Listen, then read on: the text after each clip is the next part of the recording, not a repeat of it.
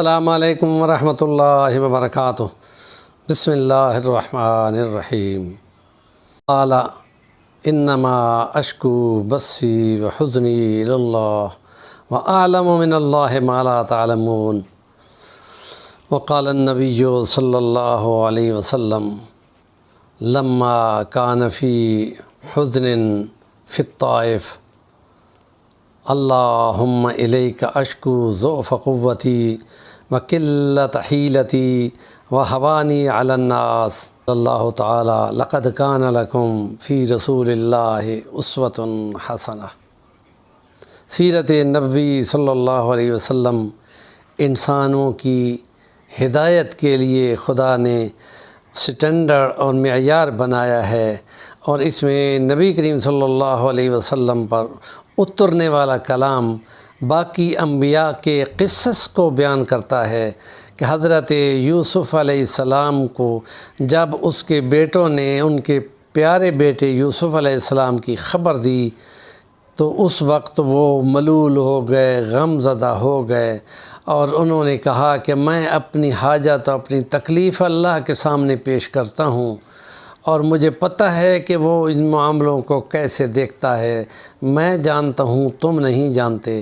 نبی کریم صلی اللہ علیہ وسلم کو 10 ہجری میں، جس کو عام الحزن کہا جاتا ہے، کہ قبیلے اور قوم اور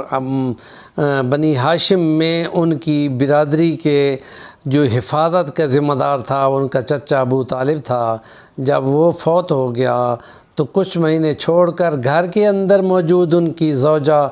امہات المومنین میں سے سب سے اعلیٰ عمدہ شان والی حضرت خطیۃ الکبریٰ، جن سے نبی پاک صلی اللہ علیہ وسلم کے 2 بیٹے اور 4 بیٹیاں تھیں، تو جس وقت وہ ڈھارس بندھایا کرتی تھی تو اس وقت وہ فوت ہو گئیں، تو گھر کے اندر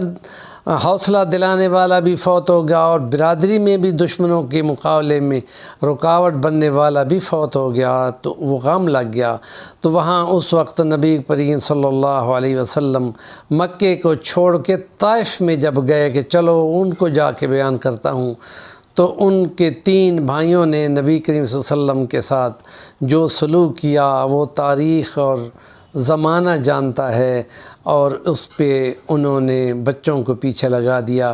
اور وہ نبی کریم صلی اللہ علیہ وسلم پہ ہوٹنگ کرتے، آپ کے پیچھے بھاگتے، اور پہاڑی پتھر مارتے، جس سے آپ کے گھٹنوں، آپ کی جوتیوں میں خون جم گیا تھا۔ جب آپ تکلیف سے بیٹھ جاتے تو پھر وہ آ کے اٹھا دیتے اور پھر چلاتے، اور اس تکلیف میں جیسے یوسف علیہ السلام نے اللہ کے سامنے اپنی شکایت کا بیان کیا، ایسے ہی نبی کریم نے فرمایا کہ اللہم الیک اشکو ضعف قوتی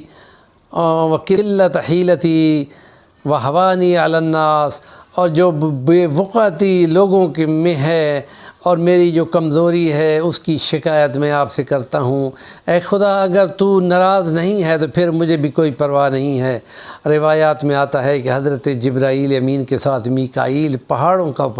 فرشتہ بھی آیا، جکھڑوں اور طوفانوں کا، تو انہوں نے کہا کہ اللہ نے ہمیں اجازت دی ہے کہ جو نبی کے منہ سے نکلے وہ کر دو۔ تو اس وقت انہوں نے کہا اگر اجازت دیں تو ہم دونوں پہاڑوں کو ملا دیں، ان کو پیس کے رکھ دیں۔ تو اس وقت نبی رحمت نے فرمایا میں یہ نہیں چاہتا کہ یہ ان کی نسلیں ختم ہو جائیں، میں یہ چاہتا ہوں کہ یہ نہیں مانتے تو نہ مانیں، ان کی نسلیں امید رکھتا ہوں کہ وہ مان جائیں گی اور اسلام کے کام آ جائیں گی، لہٰذا میں ان کو بد دعا نہیں دیتا، اور اللہ میرا ناراض نہیں ہے تو مجھے اس غم میں کوئی اتنا ملول نہیں ہے۔ اور یوں ہی آتا ہے کہ مکے کا سردار اپنے باغ میں کھڑا دیکھ رہا تھا، اور اس نے جلدی سے اپنے ایک عیسائی باغبان کو جلدی سے تشت میں انگور دیے کہ جا کر اس بندے کو جو وہاں پریشان بیٹھا ہے، اور اس نے جو ہی جا کر نبی کریم صلی اللہ علیہ وسلم کے ہاتھ میں ان کو انگوروں کو دیا، تو آپ نے ان انگوروں کو اٹھایا اور پڑھا بسم اللہ الرحمن الرحیم، تو وہ حیران ہو گیا۔ تو چند باتیں پوچھنے کے بعد اس نے بتایا کہ میں تو یونس علیہ السلام کی بستی کا ہوں، ادھر مزدوری کے لیے آیا ہوا ہوں۔ تو وہ میرے بھائی نبی کی تم امتی ہو. نبی کریم صلی اللہ علیہ وسلم کے وہ جلدی سے ہاتھ چومنے لگا اور کلمہ پڑھ گیا. اور پھر اس نے مکے کے اس سردار جس کا باغ تھا اس کو تنبیہ کی کہ سچا نبی ہے، خیال کرو مارے جاؤ گے، اس کے مقابلے میں نہ جاؤ. جنگ بدر میں جب وہ جا رہا تھا وہ بہت ملول کر رہا تھا کہ تم مقابلے میں نہ جاؤ، لیکن وہ وہاں پہ مارا گیا تھا. ہمارے چینل کا نام ہے صفی الوانی، ضرور سبسکرائب کریں اور کام کی بات کا کمنٹ ضرور دیا کریں.